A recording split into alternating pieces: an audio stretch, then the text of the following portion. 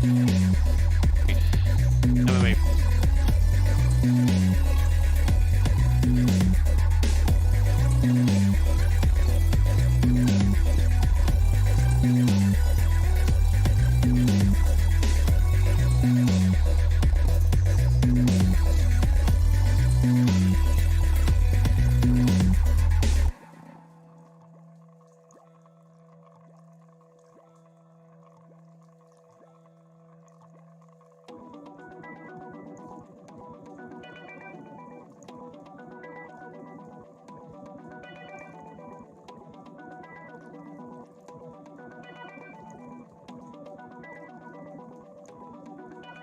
Get ready to feel The power.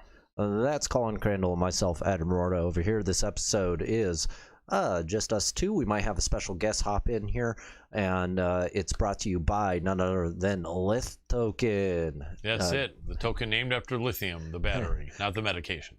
Absolutely. Go ahead and hop on over to lithtoken.io and check out what they're doing over there. And I am actually on the team, and it's fun being on the other side, press talking about a person, Colin. That's it. Well, being on the team with Lith Token must allow you to have better focus on your your image of the MMA power. I know. Yeah, right. And no, I noticed that focus actually of the camera for you. We'll get that here in a second. Sounds good. Not a problem. But yeah, Lith Token, man. Vitor Belfort proved that with the power of Lith Token, it's better than Pentium. You can go and knock out a former 5-time champion who would have beat you in 5 seconds 20 years ago. But those years also have something to do with it, and no one beats Father Time. It is unfortunate for Evander Holyfield. He was a great champion, and I do believe there are some fighters, like Bernard Hopkins was right about 50 when he retired, and he was still able to defend himself. I would believe if you take someone like Bernard Hopkins or Mike Tyson and Roy Jones, you saw them fight in their 50s. I believe that even though Evander is 58 and Roy was 53 and Mike was about 55, I think for guys like that, Roy and Mike and like a Bernard Hopkins at 58, I will bet you people just won't be able to go in and punk them. But Evander Holyfield, I think it turns out, did have more damage than people thought. Not to take the win away from Vitor Belfort, because it was a great victory, but it just seemed like Evander's reaction time was 0. It seemed like his movement was... I don't want to take away from Vitor's win either. I mean, my logo was on his shorts. That's true, yeah. At the end of the day, I've got to be real about it. And you know what? Evander, I felt sorry for with each hit he took in that. You could just see he was not ready. And I think I brought that up the other week. I was like, I thought he was in the best shape of his life. He looked good. And then he could take the hits, and he did. But he just does not have it in him, and it is you could tell it was neurological more than anything. Right, that's what I'm saying. And it really showcased that age really does impact somebody if they step out, and it's not just ring rust, it is age. Right. But you combine the two, and it's not going to be a good situation. No. It'd be interesting, even though Evander and Mike have that history where Mike bit part of Evander's ear off and then bit his other ear. They're friends now to an extent. It'd be interesting if Mike wanted to avenge the loss for Evander and pick a fight with Vitor, because I don't believe Mike does not look compromised at all. And you know what? I'm reaching out to some of his team members here in the next couple days, and I'll actually see if they might be interested in that. I will tell you this: Vitor is a tough guy, but I just have a feeling Mike Tyson might be a bad matchup for him. Oh, it's a bad matchup. It's a horrible matchup. But but Vitor's a tough, brave guy. He might take it, Well, I mean, or not. I don't know. What would you think if someone said to me, Vitor's just looking to have fun. I'll be honest about it. And then I think Tyson is a little too dangerous for him. Yeah. And he is asking to face Jake Paul, and that's just a world of difference. That is, and that would be interesting.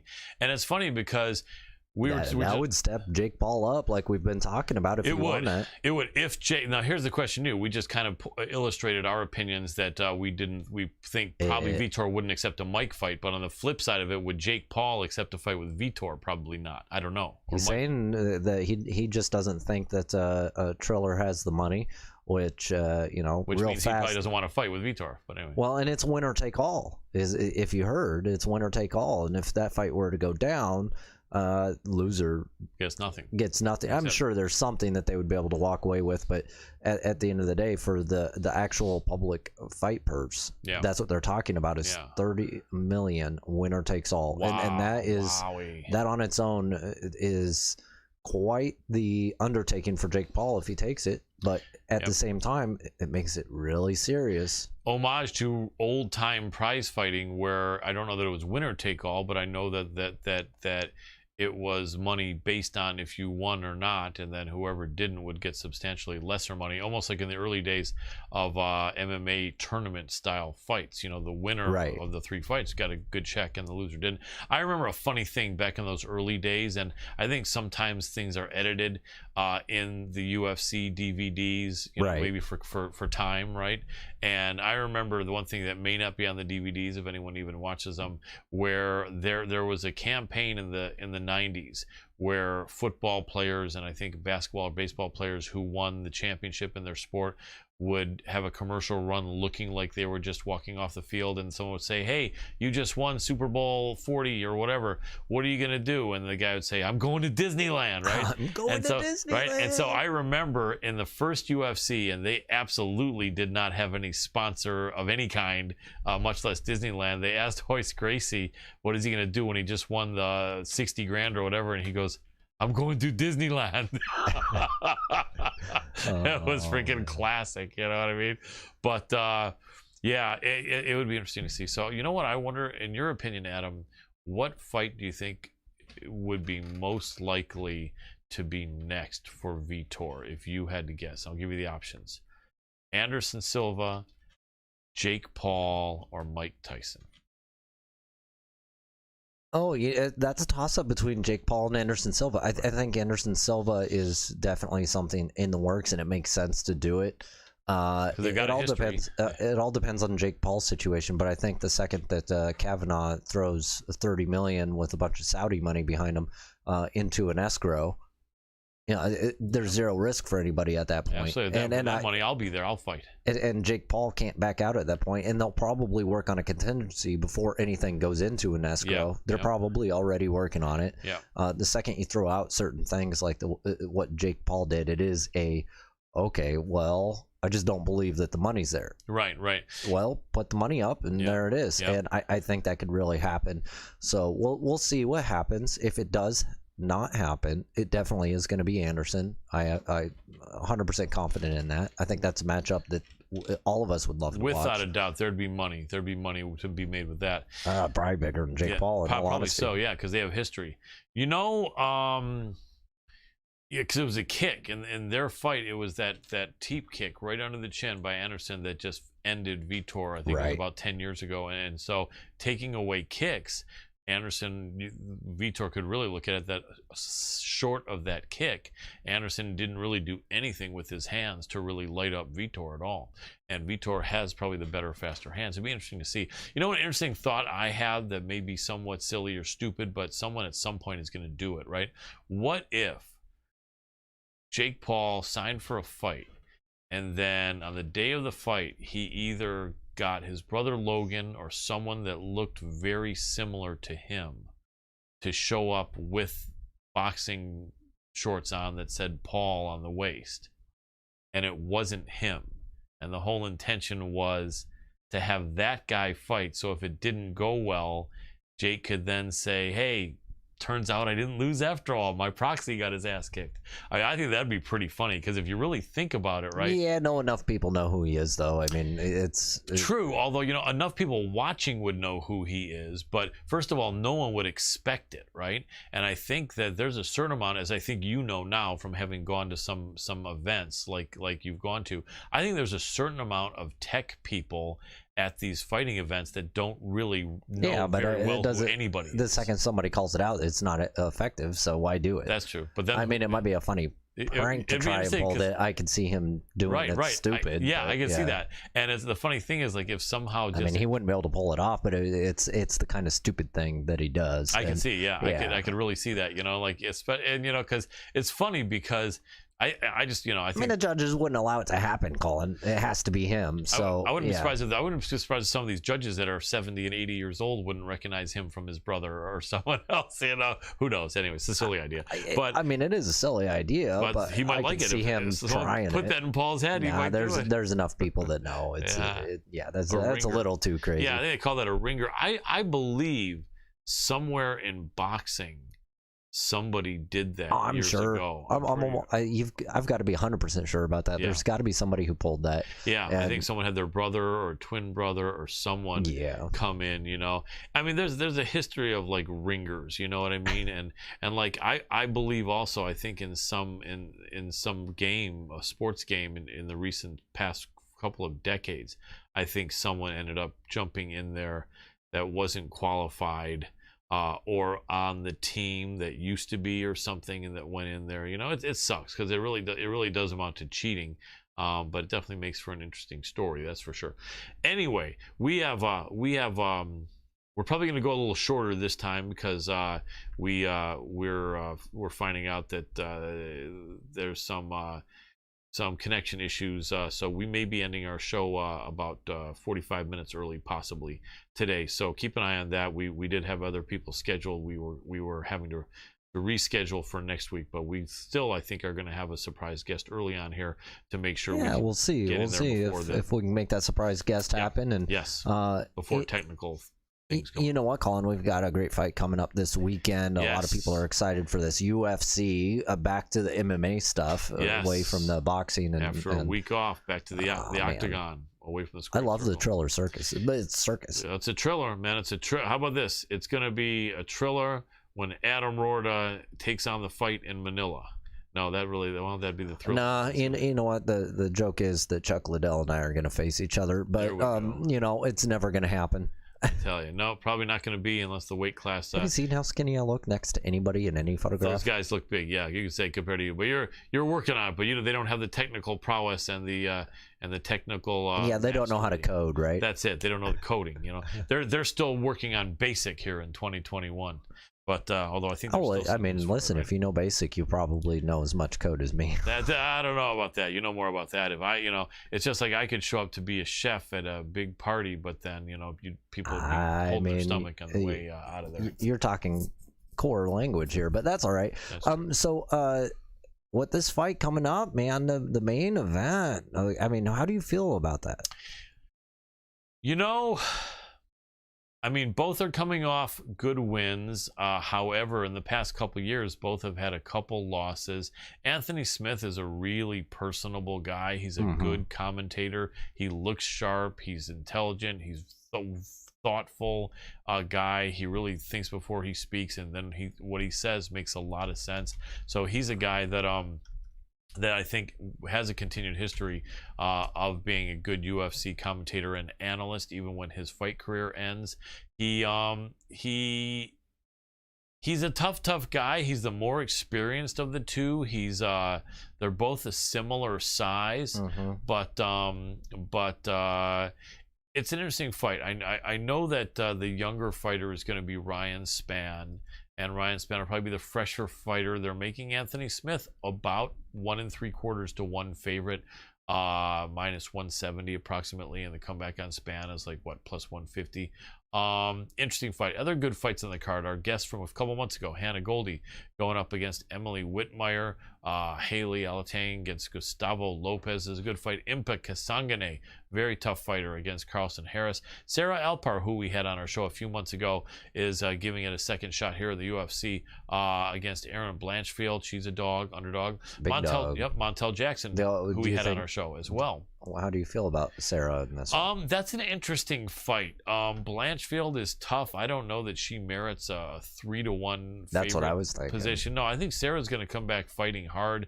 She did have a tough fight in her debut, but it was short notice, I think, against a really good opponent. And I think that Sarah's going to do pretty well here against Blanchfield. I really do. Montel Jackson, we've had on our show in the past about a year ago. Montel Quick Jackson, very, very tough guy. Huge favorite here. Biggest favorite of the night, about 6-1 over JP Bays, the South African, whose wife is also a UFC fighter, Cheyenne Bays.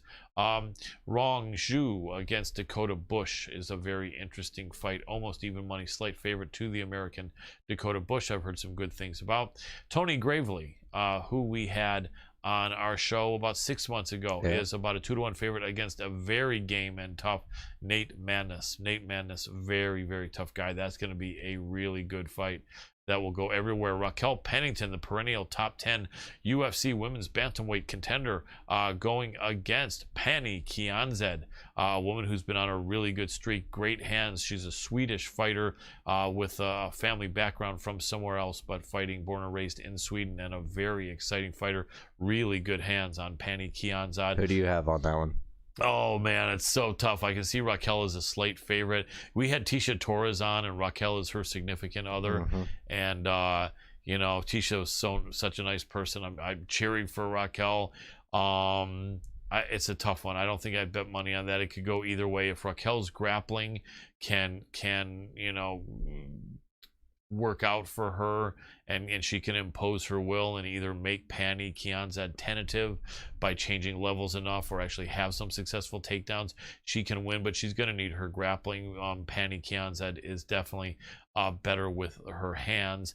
Pani Kianzad fought at 145 a few times. Raquel never has, although Raquel is a big bantamweight, so it's going to be pretty close in size. Tough fight. I maybe Pani Kianzad with the hands, although Raquel could win that fight. I think Raquel's going to come in and win that one. I think some grappling. I think that she's intentionally coming in with the grappling and going to do it. Yeah, very possibly so. The threat of grappling is a lot. Not only that, I'd like to see her do well, and her and Tecia be in an even better position than they have been over the years. And Ticia's doing that, and now just her partner has to do that as well in this fight. We have Mike Rodriguez. They call him Slow Mike Rodriguez, big guy. Tough down to do against Tafon Nuchuwiki. I know we had a guy with a similar name, I think, from Nigeria, Kennedy Nzechukwu, on our show before, so maybe that will help me with this name. This will be Nchukwi, I would say, based on what I learned from Kennedy, how to pronounce the names. And so I don't know much about Tafon. A tough guy. He's a little bit of a favorite here against Slow Mike Rodriguez. Christos Giagos is a very tough guy, but look at those odds. In fact, I was wrong. I was wrong saying Montel Griffin at 6-1 is the biggest favorite tonight. We've got about 7.5-1 favorite Arman Sarukian versus Christos Giagos. Sarukian is a beast. This one, though. Well, I don't know. Sarukian's a beast, but they're making it like it's a crush fight. I mean, Christos is a tough guy. It's possible. I mean, like, some of these guys are almost as good as Habib that have that style. Sarukian is the guy that gave Islam Makhachev the toughest fight that Makhachev has ever had, and Makhachev is just a destroyer, like its second coming of Khabib. So Sarukian should win this fight, but I don't know that it's going to be just a wipeout. I think Christos is a tough guy, and you know, I think he's from Greece, and a lot of great athletes and tough people, friendly people from that great nation of Greece. Joaquin Buckley from Michigan's only Murcielago MMA out of Lansing, Michigan. Our friend Curran Jacobs trains there. Also, Chaos Williams and Daquan Townsend, a few other very tough guys, and Joaquin Buckley, a 2.5-1 favorite over Antonio Arroyo. I definitely think Joaquin Buckley wins that fight, coming off the tough loss where he got caught in his last fight. He's going to come back angry, and I think he's going to take it out on Mr. Arroyo. Mandy Bohm making her UFC debut against Ariane Lipski. Ariane Lipski, the Queen of Violence, is a beautiful looking girl, but doesn't have a really good record. She just, what is she, 13-7? Yeah, 13 and in her last several fights, look at the red. She's 2-4 in her last 6 fights. And in the UFC, she's 2-4. One loss probably puts her out. And then Miss Mandy Bohm is undefeated, but she's not beaten anyone, I think. Let me see. Not in the UFC. Well, you know what? She fought in Germany. She was beating girls easily in Germany. She went over to Bellator and won by... No, she went over to the TKO organization in Canada to years ago, almost 2.5 years ago, and won by submission. That was before that organization went under. And then she did go over on the Keel Holtz versus Jackson Bellator fight card and win a decision over someone named Greet Eichhout. So I don't know. It's someone that hasn't beaten anyone against someone that's fought everyone but loses most of the time. Hard to say. That makes it a real X Factor fight, I think. For gamblers, that's a no-touch fight. Ion Cutelaba against another guest on our show, the Brown Bear Devin Clark, has been on a couple times over at Jackson Wink. This is going to be an interesting fight. Cutelaba, 27, 6'1", 205, a very, very tough guy. He had that draw against our friend, the Hanyak, Dustin Jacoby, in his last fight. 2 losses to an absolutely outstanding fighter in Megamed Ankalaev. Megamed Ankalaev is like the bigger, heavier brother of Zabit Megamed Sharapov. He isn't his actual blood brother, but his facial hair and his face look like he's just a bigger, thicker, even taller version of Zabit Megamed Sharapov. Right. Anyway, and then Devin Clark. Devin Clark is coming off a loss, and he did lose against Anthony Smith, right, the man who's headlining here. He did get caught. Smith just seemed too big, too crafty, too long for him. But he had 2 good wins before that against the aforementioned Daquan Townsend and Alonzo Menefield. How old is he? He's about early 30s as well, isn't he? 31. They're both 31. They're both about the same height. Clark has got to use the wrestling here. He cannot stand with the Hulk, Ion Cutelaba. It looks like, just judging by this, he was kind of the decision maker in, well, I don't know. It might have gone the other way, but in this matchmaking, because he lost to Ryan Spann also. Yeah, it's funny. A lot of these guys, a lot of guys that he fought are on this card, and so is he. Tough guy. I like him. He's a nice guy, and he's got to use his wrestling. If he does, he can win. But if his wrestling isn't going to work, if it's not going to be effective here, and Cutelaba has been training wrestling a lot lately, then Clark could be in big trouble. What are the odds there? I would imagine they're going to have Cutelaba a slight favorite. If I remember correctly, quite a bit. Yeah, no, 1.5 to 1. Yeah, minus 145, minus 150. And I would say that, but I could see this being more even as well. Yeah, I can see Clark winning that fight with his wrestling, and I'm cheering for him. Nothing against Cutelaba, but we know Devin, and he's a great guy. Cameron Van Camp against Nicholas Mota. I don't know that that's even happening. It probably isn't, and if it is, it's not going to be the co-main event. I guarantee you that. No one even knows who they are. Nope. Their parents know who they are, but that might be about it. All respect to those guys because they could both beat me in 1 second flat. But let me see. Not me, though. No. It would take you 2 seconds to beat him. No, it would take more than that. 4 seconds. It would take me 4 seconds to beat them. There we go. That could be it. But then they would say, why aren't you in there? Then, well, he's too busy doing other things. He's going to be richer than those guys anyway. So. Yeah, I'm too busy. Yes. He could be fighting in the light heavyweight division. I'm too busy calling out Chuck Liddell. That's what it is. He's focusing on Chuck. I refuse to take any fight except for a fight with Chuck. Exactly. And we're going to be wearing big blow-up gloves. And there we go. It's going to be 28-ounce gloves, and it's going to be air-filled. It's going to be something. Man. And I'm going to be wearing one of those air sumo suits. He is going to, and then Chuck will have to be wearing a scuba suit with tanks on his back. A funny story. I remember. I got you. I got at him for the good one there. We were trying. It was a little unspoken contest. See who was going to crack up first. Yes, we did. Yep, and I won it. I tell you, it's funny. I did some funny stuff the other day, and some people that didn't know me well were like, "Man, you're hilarious and amazing." And I'm grateful. I never try to be cocky about it, but I'm a funny guy. That's one of the things I've prided myself on my whole life. I used to be able to make myself laugh at night when I was younger. I would start thinking of something, and then I would start cracking up. And I'd be like walking to the bathroom on the way to brush my teeth before bed, and I'd be cracking up while I'm brushing my teeth. I believe it. I couldn't stop, and I'd be like laying in bed, and and that was without having to have any pot brownies or hash brownies or edibles too. So try to match that, because that ain't easy. If you have the other help, then you can do it. It ain't easy being sleazy. No, it isn't. Before we go into the next fight, Colin, I want to go ahead and tell everybody out there that is tuning in either on Fight TV or on the Hannibal TV, go to the other source. It is FITE.tv, and the Hannibal TV, you can find them on Facebook, YouTube.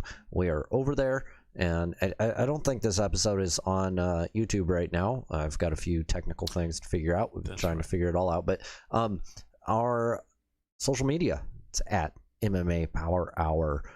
across all platforms. Make sure to give us likes, comments, and shares. Thank you in advance for all the love. And we just had a question pop up, and today's the perfect day to ask questions. Who can beat Amanda Nunes? Yep. No one, because she is too good. So I appreciate Mikey James Boatwright. I will say this. Well, the good thing about Mikey is that he knows that people here on camera might be too busy to answer the question. So he asked the question and answered his own question. I like that. I've done that before, and I appreciate that and respect that, Mikey. But assuming you would do like our answers as well, you did get Adam Roorda's. He agrees. I think it is no one because she's too good.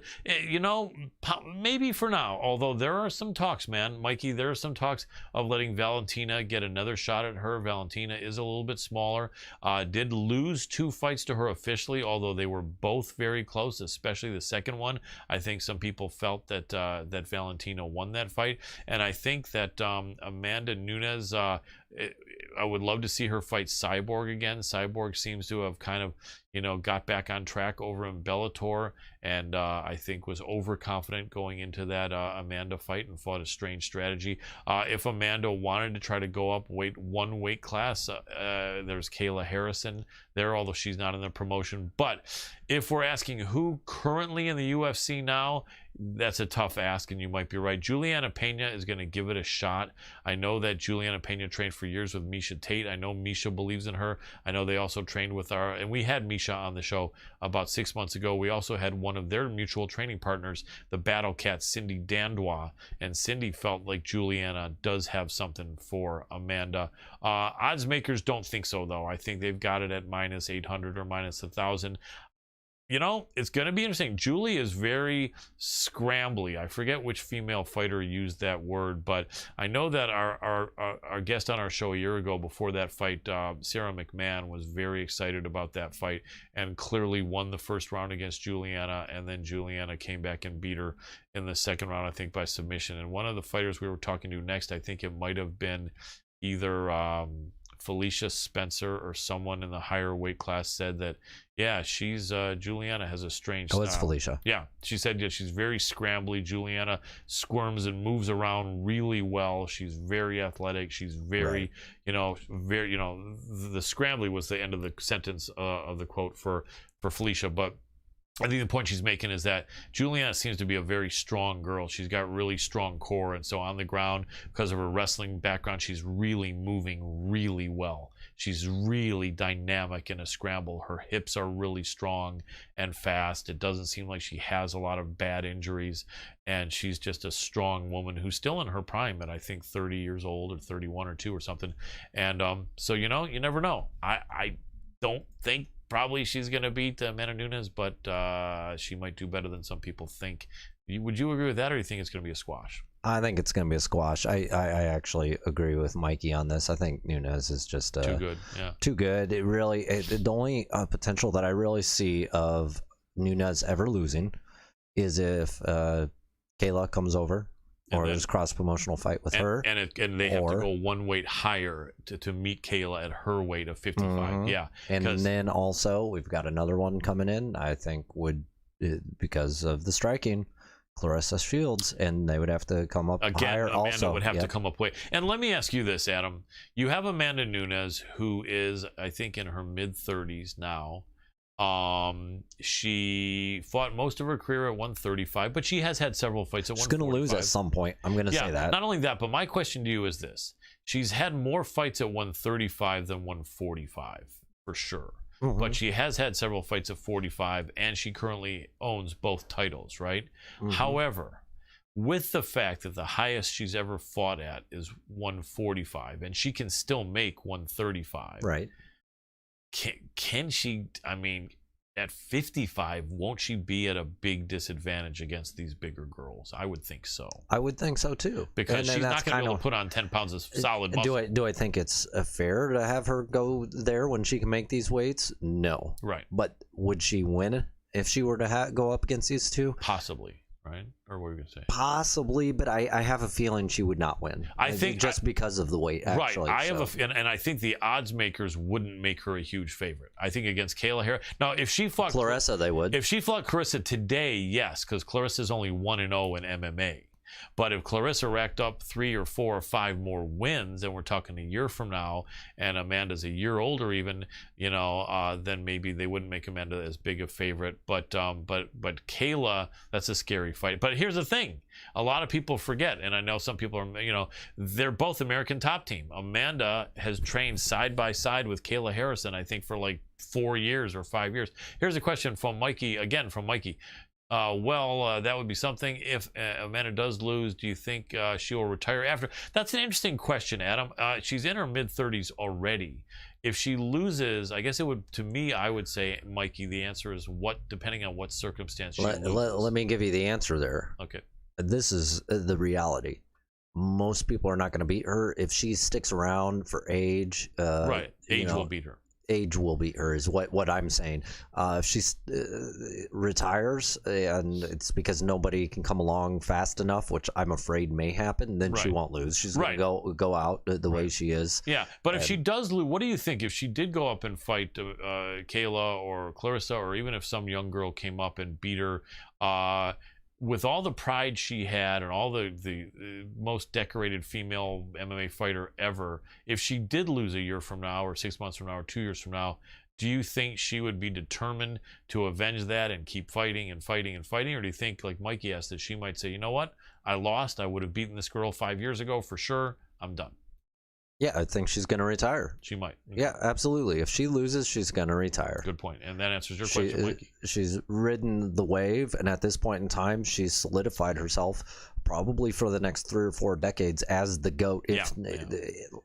The top 3 at least. And you think she'd be willing to pass on the torch if someone does beat her? I think you could be right. That's it. And you know what? So many fighters find it so hard to do that, but she's a mother, And her personality, she is actually a very humble, cool person. Just she is. You know what? I have a feeling she would just be like, listen, you know what? You beat me. You're the better woman. She might take a rematch. One rematch, but then if that didn't go, she would say for sure that's it. I think. Right. Yeah, I don't see her hanging on and becoming a gatekeeper and someone who, just basically used to be great, but now people can't bear to watch fight. Let's step back on this a second. She 100% would get a rematch. Yes. Oh, without a doubt. That would be guaranteed for her. Yes. Because she's carried everything. Yes. For women's it would have fighting to be, for a even though while MMA now. doesn't tend to do that a lot, they would for sure. Yeah. And then if she lost that rematch, so it might take 2 fights. I agree with Adam, Mikey. It might take her losing like a fight and then a rematch to that same fighter. If she lost both, I have a feeling she probably would say that. She also brings up another discussion. Are we going to be seeing a cross-promotional fight? And if it does happen, I know it's going to be with her. If it's anytime soon that we see a cross-promotional fight between the UFC and any other these other organizations, because we did not bring up Bellator and Cyborg. Right. And that one would be one to watch. It would. But now we have our guest scheduled to come on in 2 minutes. So let me answer this quickly or make this statement quickly.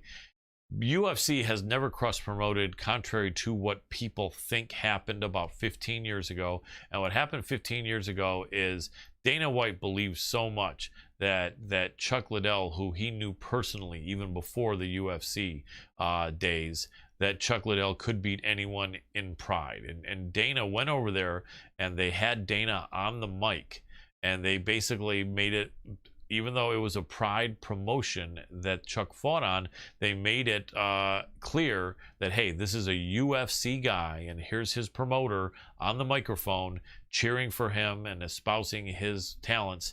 And the first fight, Chuck did beat Alistair Overeem. And then in the second fight, also in a Pride promotion, I think several months later, as part of a tournament, Chuck did lose to Quinton Rampage Jackson. Which you better all tune in for the Glory Kickboxing event with Alistair. That's going to be a crazy one. But yeah, Colin, you're right. Listen, it probably won't happen. Right. Let's get your guest in. Yes, let's do it. We got a good surprise guest, a top 20 UFC fighter who is really, really talented. So, Scott dance. Back in my neck are stiff. Well, that's not good. No, but and we're dancing. Exactly, we're Skyping. Is that what?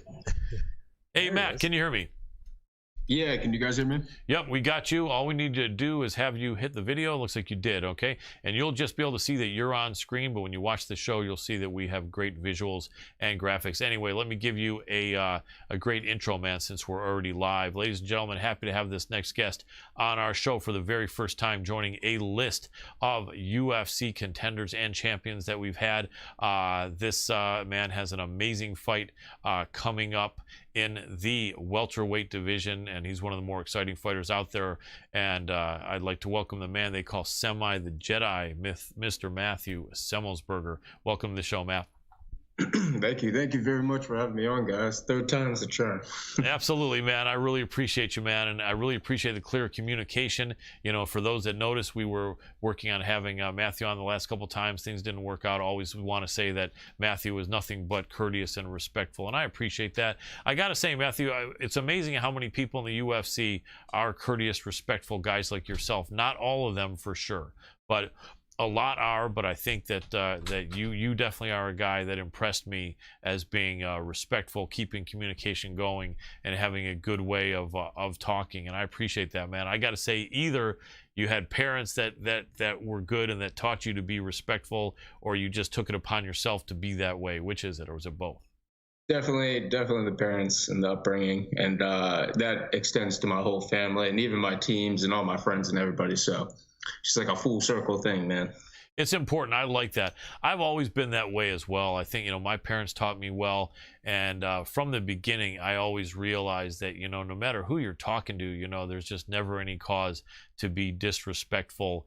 And it doesn't get you far in life. And I think some people think it does. And some people have a gimmick in high level of sports that for a short while might take them somewhere. But eventually just enough people really hate them. And, you know, I think Conor McGregor is kind of, you know, on that thin ice now, and to the point where now that he's losing fights and he's even being more of a disrespectful guy, a bunch of people are pretty much just saying, you know, I don't like this guy. I don't care what he does. Even if he wins, I don't want to see him. I don't want to hear him, you know, and you know, and that's unfortunate. But yeah, no, it's a good thing. Do you find in your experience, I know your team, you say, and your friends and your family, you know, carries that respectfulness along, but how has it been in your journey here in the world of MMA, let's say especially in the UFC, with opponents that you've been matched up with? Have you found that most of them can see that you're a respectful guy and they keep it on that same level, or have you had a few opponents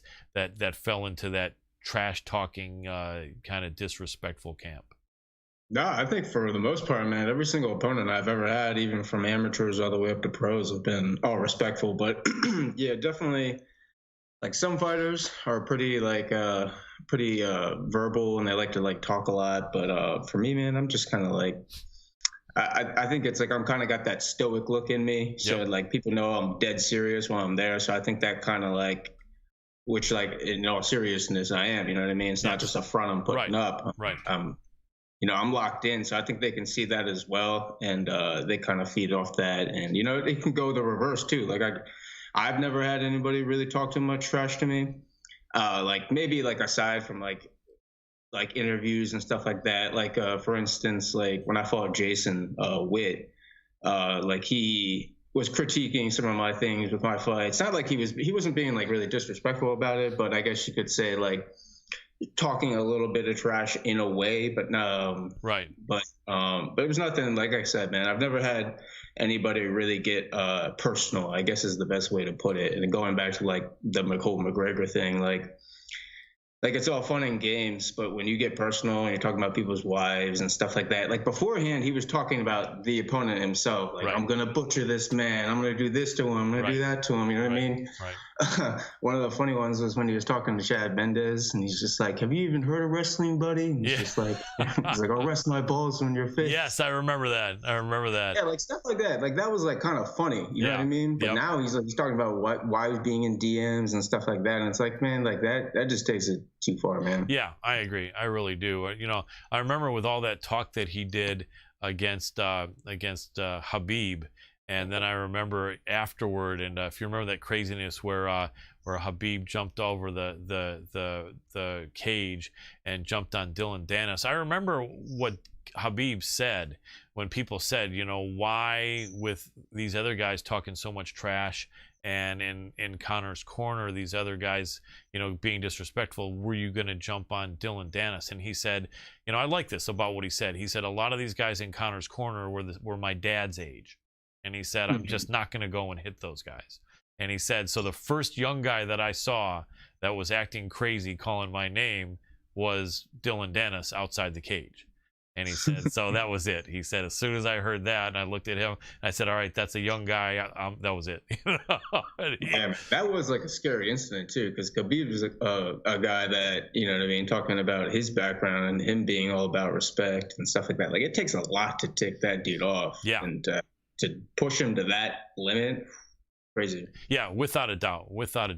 Man, you know, it's funny, at 29-0, I got a feeling if he was American, because I think we look at even numbers maybe more than in the small country of Dagestan where he's from. You know, I have a feeling he's American. The guy would have had to hit that 30, but it had to get 30-0 just because it's like a clean, even number. And Habib, I guess, just doesn't worry about that. But if you had to predict, do you think we'll ever see him again in an MMA fight? I don't know, man. To be honest, probably not. Yeah.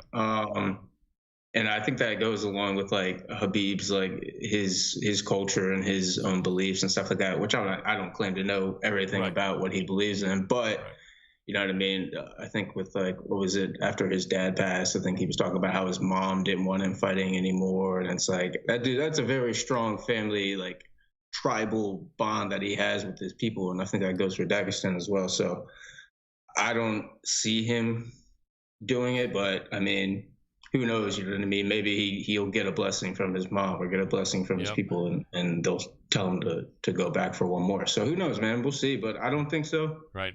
If I had to guess. Absolutely. Well, let's talk about your fights. You have Martin Sano a week from Saturday, and I really appreciate you being here on a Tuesday, which would be just, 11 days before you're fighting. So that's an interesting card. That's actually a great card on the 25th. I guess that is the International Fight Week. Some amazing title fights. The return of Nick Diaz. And funny enough, this guy Martin Sano is part of the Nick Diaz camp. So let me ask you, obviously you know the game well. You're experienced. You're a great fighter. Some people that are really confident in their own skills don't even bother to do any research on their opponent. I think most do. I think even the most confident fighters, the better fighters, I believe, do some research. But what have you done to look into that? I mean, it's such a weird thing. He seems like a tough guy. He doesn't have a lot of fights, but he's fighting on a Nick Diaz card. You almost get the feeling that Nick Diaz said in his negotiation, something like that, my negotiations are X amount of money, and that Martin Sano fights on the same card as me. Do you get that feeling? Yeah, I mean, I think it's definitely a possibility, especially when you look at he hasn't been active for almost 2 years, or like 2 years on the dot or something like that. Right. I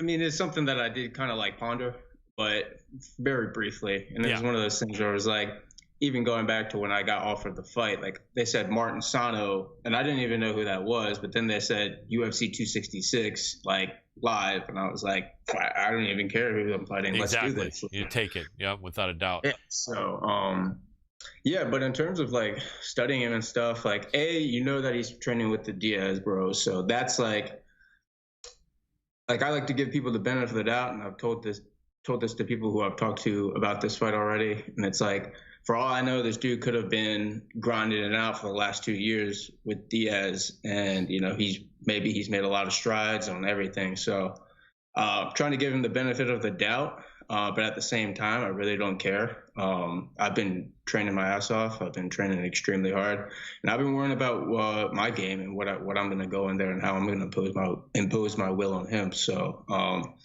I do think it's important to study your opponents and study the game in general by watching fights and stuff like that. And that goes back to like when I was in college playing football. That's when I realized how important like film study was. But the tricky thing with this is like in college football, or even like whatever football level you're talking about, you're in season playing a game every week. So like say you're in like the 5th game of the week of the season, and you're scouting your opponent that week, you have 4 weeks of film previous to that of them playing. So very fresh, very recent. Like, it's good, pretty good info to go off of. So talking about fighting, it's harder when you have opponents who haven't fought in a while and you don't know too much about them, because even the film you do have, which, like, I think I watched his last fight was like 2 years ago in Bellator. It's like, I can get a little bit off of that, but I can't trust it too much, because 2 years is a long time. Right. Yeah, it is. Question for you. Obviously, everyone trains to fight the toughest guy they can imagine, but is it, I mean, I'm sure you are as well, but you almost wonder, like sometimes if a fighter is matched up against someone else that everyone thinks he's going to beat, is there sometimes a temptation for some fighters to say, you know, I'm just not going to hit the grappling that hard this week. I'm not going to hit the jiu-jitsu that hard this week. I'm not going to hit the striking that hard. I don't really need to push myself beyond, you know, for this guy, because I can be like 80% and beat this guy. I would bet you most fighters would not do that, but do you think that happens on occasion, or is the temptation there for some people, you think? It 100% happens. That's for sure, man. Like, it definitely does. But at the same time, like, you're totally right. The majority of fighters, especially at high levels in the UFC, all those dudes and those girls are 100. Yeah. Like, they're in it too. They're 100% in. You know what I mean? And the people who aren't, they get weeded out pretty quick. You know what I mean? And that's something that like. Not that I play off fear a lot, but, like, you know what I mean? Fear kind of like drives you to do things, to go outside your comfort zone, to grow and stuff like that. You know what I mean? And I talk about, like, some of the anxieties I have, you know what I mean? It's like something like that. I do worry about losing, like, the fire and stuff like that. But I mean, like I said, I have a lot of good people around me, a lot of motivating and inspiring people that I've met on this journey. And the fire burns strong, man. And, you know, you do have those days that are hard to get through, and, you know, I'll be the first to tell you, like, I'm not perfect. I've missed days, you know, I've missed sessions and stuff like that because I overslept over this and that. But, you know what I mean? The important part is just getting yourself back up and just being as consistent as you can. So nobody's perfect, man. We're all human. But the best of the best, the legends that get made are the ones who fight through that stuff, and they just, doesn't matter if they're tired and they're run down, they're going to get themselves to the gym, or they're going to get themselves some training, you know. Without a doubt, that's what it's about. Speaking of that, man, give us some names of some people that helped you along the way and that inspired you, and maybe some of the people that you train with today and some of your coaches. So I'll just start with my coaches. So Coach Sebastian Ramirez, he came all the way out from Milwaukee a few years ago to take over the striking program at Crazy 88.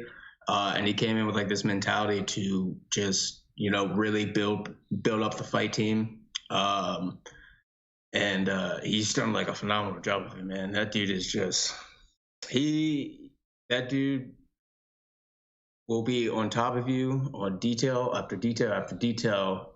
And, you know, he doesn't do it like he doesn't heckle you or anything like that, but he's on you all the time. And you need somebody like that, you know what I mean? Because, like, I used to coach a little bit, and it's like sometimes it's almost like when people are messing up over and over and over and over, and it's like you don't want to be like that guy, be like, you're screwing up. Right.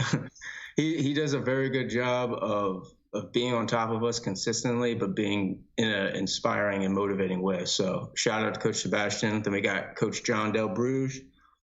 He's a former professional MMA fighter, former welterweight champion in Shogun fights out here in Maryland. Cool. That dude, it reminds me of Habib, man. His grappling is so good, and he's a black belt in jiu-jitsu now, and I think I want to say he's definitely medaled in some IBJJF worlds. So I'd have to get his credentials, but the dude's a freaking beast, and he's been pushing me ever since we started working together. So thank you for Coach John. All my Crazy 88 fighters, Josh Jackson. Gosh, there's so many of them. So we got Josh, we got Bubba, we got Matt Hicks, we got Lewis, we got Solosi, Khalil, like all those guys at Crazy 88, the fighters, the amateurs, the up and comers, all those dudes inspire me because I was once in their shoes, and it's cool to see those guys grow and get these fights, especially since everything's loosening up and the fights are getting back on. So it's really inspiring to see all my teammates succeeding and getting their opportunities as well. And then lastly, on the team perspective, I want to shout out Clinch Academy, Luke Reinhardt. He's a head owner and head instructor out there. That's the gym I started at way back in the day.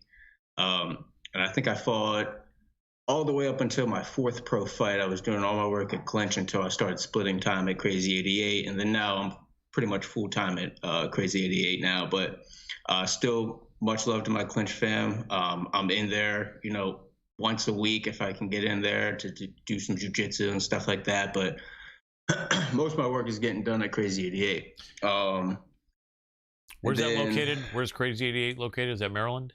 Yeah, it's Maryland, but it's closer to like Baltimore. So Frederick is like the area I live in. Mm-hmm. And then Frederick's where like Clinch is, so it's like about a 10-15 minute drive, and then it's about a 45-minute to like an hour drive over to Elk Ridge, which is like it's on the border of like Howard County and like Baltimore County, so closer to Baltimore. Cool.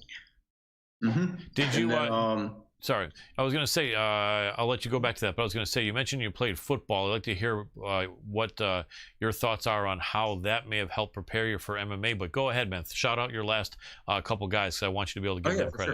Sure. My big brother, Michael, my little brother, Sambo, my sister, Lauren, of course, my mom and my dad, all my family, Kylan Moore, Kylan Lewis Moore, one of my best friends, probably if not my best friend in college, and was a college football teammate of mine, inspired me to take the path to the UFC. And then let's see here. Oh, my homie Anna Chippy. Anna's from Crazy 88. She still is, but she was battling Ewing sarcoma, which is like a cancer. And she's been killing it, man. She's been doing so well. And she had just gotten surgery not too long ago. And they removed pretty much all the cancer. And she's in rehab. And she's just killing it, man. So awesome. Shout out to Anna. I love you. You're the best. You're a fucking warrior. And you inspire me to keep grinding when I'm tired and run down, because I know it's nothing compared to what you're fighting through right now. God bless her. Yeah, absolutely. Very true, man. Well, those are good shout outs and good credit for people around you. So football, I remember back when it was Brendan Schaub was fighting and Matt Mitrione coming out of The Ultimate Fighter. And I think those were the first times when they started saying, look at these guys. These guys were football players. And but they had that athleticism. I remember they would say they got the athleticism from football, and they kind of get the idea of takedowns and contact, and but I think that they don't really mention that very much. And I think a lot more guys, as you know, come from only a wrestling background or only a striking background. What do you feel football has brought to you as far as what it's done to help prepare you to be as good as you are at MMA? And do you think it's an equally viable background to these other combat sports, or how much do you think football can be helpful to someone to get into MMA? Football was huge for me, man. And athleticism was the key word there. So, you know what I mean? Like athleticism, like I don't know the pure definition off the top of my head, but like athleticism, it's like one of those things where it's like you can, no matter what the rule set or whatever the game is or whatever, it's like you have this adeptness to move your body around at high speeds, and you know what I mean? It's like all the different core principles that go along with it. So football does all that for you, man, and you do it at a high speed. So I'd say a very viable option. What's up, Sambo? A very viable option for anybody who wanted to get into combat sports eventually. And it also depends on what the position you play. Like I played the perfect position, I feel like, for transitioning over, and I played like strong safety, right? And no, like Dominic Reyes played, I think, free safety. I forget what college. It was like a 1AA school. Right. But I think you look at Dominic Reyes, and I'm comparing because he's a bigger guy, right? He's a 205er. I'm a 170. I'm a bigger 170. Yep. So Dominic can move around really well, and he's super athletic, and that makes him super dangerous in the fight. And I think that kind of goes along with me as well, with all the things I've learned and what I've basically ingrained in my body from playing football. And it's big time, definitely from playing strong safety, because, and especially in college, because like I would be either on like a slot receiver playing pass coverage. Mm-hmm. And having to deal with like this tiny little slot who runs like a freaking 4.5 or a 4.4 40, right? And I'd have to be able to keep up with this dude. And then the next play, depending on what the offensive formation was, I might be down stacked on like the tight end setting the edge. So I'm taking on like these bigger linemen and stuff like that. So it's almost like being out in the open, using a lot of footwork, and then going right in and hand fighting, basically like clinching in a way, or like sumo wrestling. So I kind of learned the best of both worlds in college, particularly, man, because I got really fast, really quick, and really good with my feet. And then also at the same time, I was taking on all these like 300+ pound linemen and stuff like that when I'd be blitzing, and I'd have to learn how to basically hand fight and spin and juke and this and that. So it just helped me develop my athleticism on like all levels. So I think that was the big benefit with football for sure. But I will say the transition to MMA, it's like one of those things, it's a completely different realm. So it's taken a while for me to adapt. But it's definitely one of those things where I think being a football player has sped up that process exponentially. Absolutely. It's given you the great groundwork, or there's another word I had in mind, but kind of preparation for it, and basically it makes sense. And would you feel then that if someone was going to play football with a possible thought of MMA, that being a defensive player would be the thing to do, like you were? Yeah, I mean, I think defense would be solid, because I mean, like, it's kind of like not like a running joke. There's a bunch of beasts on offense and stuff like that, but like I think like the real beasts play defense on football, because we get to tackle, we get to take people down. You know what I mean? We get to lay out the big hits and stuff like that. So, especially if you want to be more aggressive, but at the same time, it's kind of teaching you to be reactive and teach you, like almost like that, like reading, I guess you could say, reading an offense, which translates to like reading an opponent's movements. I guess the best thing I can explain is like, we used to say high hat, low hat. So whenever I watch football, I can tell if it's a pass or a run pretty quickly, because all you have to do is look at the linemen and watch their body language. Interesting. You know what I mean? If they're high hat, they're sitting back to backpedal and pass protect. Right. You know what I mean? If they're low hat, they're probably coming out to block. So that's probably a run play. So the other thing, you're learning things like that, which end up translating over to fighting, because you're picking up on cues from other opponents and stuff like that, and body language, and it translates, man, for sure. Yeah, it makes sense. It really gives you the blueprint for what you're doing. Did you then start to get into some striking or wrestling or jiu-jitsu in those early days as well, or when did you go from playing football to doing these combat sports that you now use in MMA?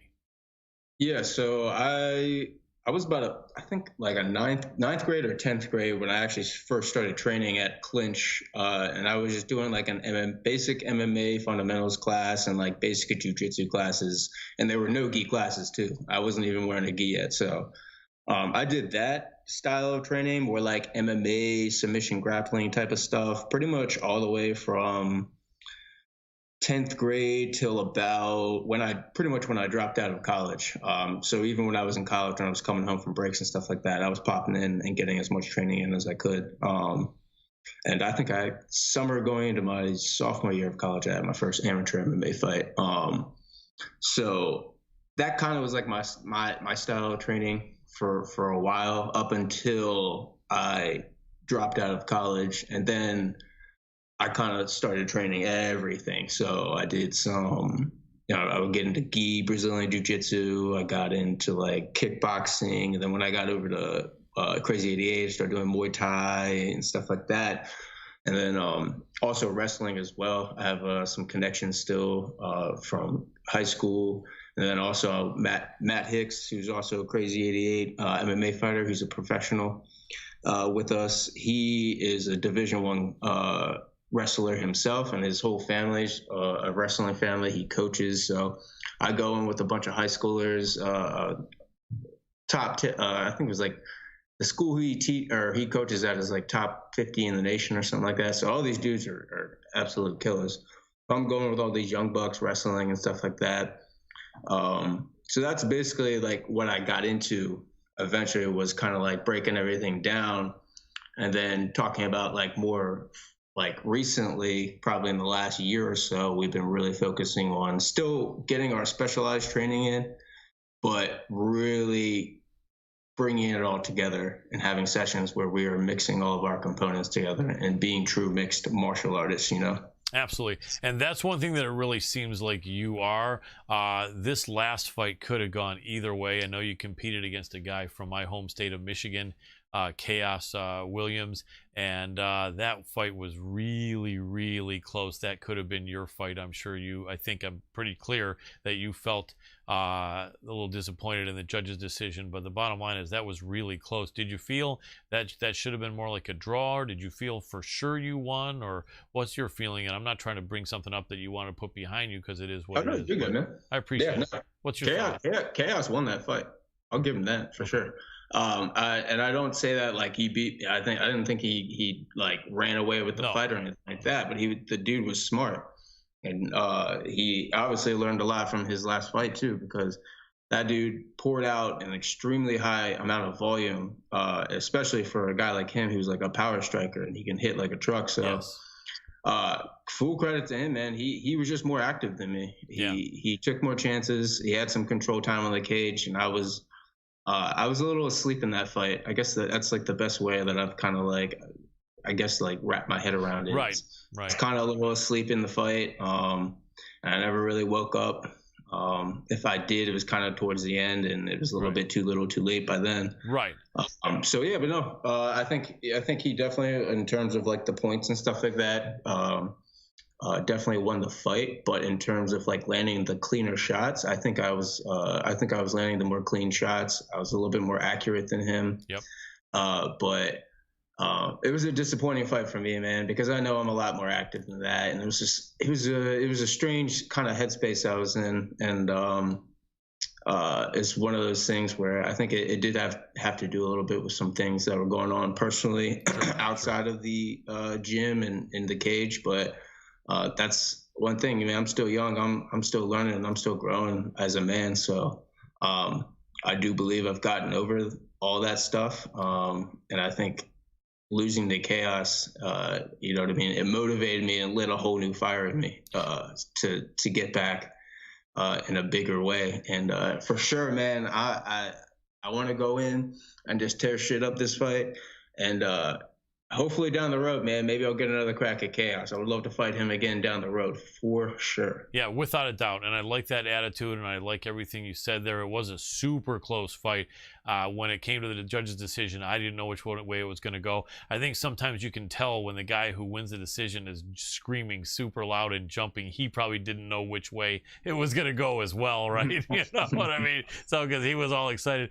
But yeah, that was a really good fight, and I'm really impressed by the attitude you have on it. And yeah, it's interesting. Sometimes, not that you said this, but sometimes one guy can be a little bit off his game, and another guy can come out and be like fighting better than he's ever fought before, and that can bring a circumstance where a guy who may not necessarily be the better fighter, you know, wins the decision. But you know, that's my words. I know you're not saying that, but yeah, I'd love to see that fight again, because that, you know, you're just on a good streak before that with 5 wins in a row. That fight was razor thin, and I'm really impressed with some of the things you do. I've had several amazing fighters on our show, but the two that come to mind that are super respectful guys and really talented are Benil Dariush, who's in the weight division below you, and Vicente Luque, who's in your weight division.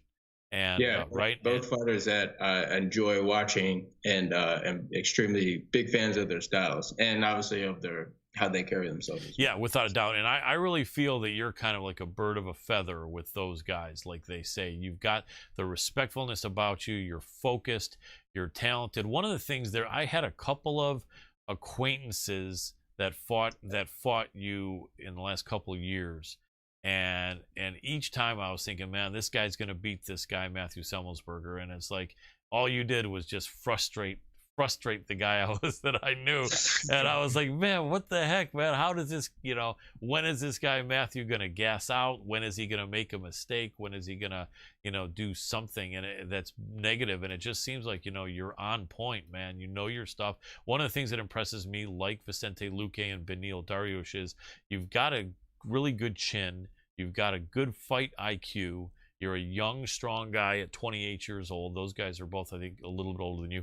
But you have a really good cardio as well. And I think if a guy's got those things, a good chin, good cardio, and a good fight IQ, it makes guys like that hard to beat.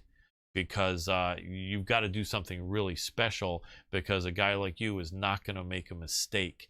And a guy like you is not going to just get punked with a shot because you have a good chin. And I think these things are part of the nucleus that make for great fighters. And, what else would you say that you believe is something that's really important to make a really successful MMA fighter?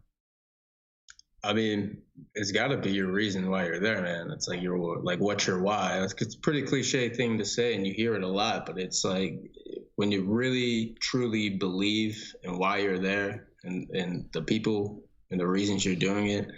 I think that's almost like what gives you like a superpower, man. Like you can train like as focused and as smart as you can, but you know what I mean? There's like that this is why MMA is such like it's like a game changer, man. It's like so unlike any other sport. Is you can have somebody who's just so technically sound, and then but you could have another guy who just has like just a fire in his soul, man, and that can win him the fight. It really can. Technique is king. You know what I mean? Your tactic is definitely king overall, but I think that big difference makers in fights, especially when you have two fighters who are very technically sound and who don't make a lot of mistakes. It's like that heart component, that soul component becomes pretty much the difference maker, man, really. Makes sense. 2 more minutes we have with you, Matt, and then we'll wrap it up. First thing I'll ask you, give me maybe a short answer on this. If this guy Sano comes in and tries to pretend he's a Diaz brother and take that stance where he's like sticking his chin up and trying to bait you and talk trash, and if he comes in there, does a complete Nick Diaz with you, do you have a plan for that? Obviously it's not going to throw you off, but do you have a thought? And I don't want you to give away any secrets you don't want to give away, but what do you think might happen as far as what you want to share if all of a sudden he goes complete Diaz brother on you in there? I'll put it this way, man. I never talk outside of competitions. It's just not who I am. But inside of a competition, that's a different story. Whether it's a football game, fight, whatever, and I've had this in fights where people are talking shit during a fight or talking shit during a game, I will gladly engage in some chirping during a competition. Right. Nice. In the fun of it, right? But outside of it, I'm not having any of it. So, right, for sure. I'll keep my stoic, my reserve. You know what I mean? I'll keep all my stuff under control. But in the fight, that's a different story, man. That's when I let the beast out. So I like it. And whatever he could do is not going to throw you or piss you off to take you out of your game, right?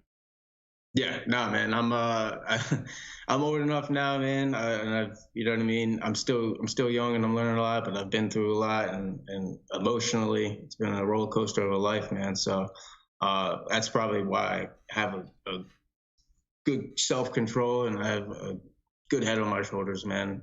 So I can kind of just brush all that shit off. Absolutely. Appreciate it, man. What's the best social media place to support you, and what's your handle? So I'm on IG and Twitter mostly, and it's just Semi the Jedi. Nice. And it's pronounced Semmelsberger, right? Yeah, Semmelsberger. People get caught up on they go Semmelsberger, and then it sounds weird. So you just say it fast. Semmelsberger. Right. Semmelsberger. Excellent. You like going by Matt or Matthew, or it doesn't matter? Either or, man. You guys can just call me Semi if you want to. I like it. Semi the Jedi, that great nickname. Appreciate that, man. Well, Matt Semmelsberger, really appreciate you coming on. I've been a fan for a little while now. It's good to know you, and definitely cheer for people that I know, and you seem like a great guy, man. I know you'll do well. I would hate to be your opponent in this next fight. Look forward to great success from you, man. Best of luck. Go knock 'em dead, man, a week from Saturday. Appreciate it, brother. Thank you for having me on. My pleasure. Thank you. Have a great night. Peace. Peace. That was Matt Semmelsberger, the Semi the Jedi. That's a cool East Coast dude. Huh? Yeah. You know what? I've been enjoying my East Coast people lately. Yeah. Well, the guys have a lot of character, man.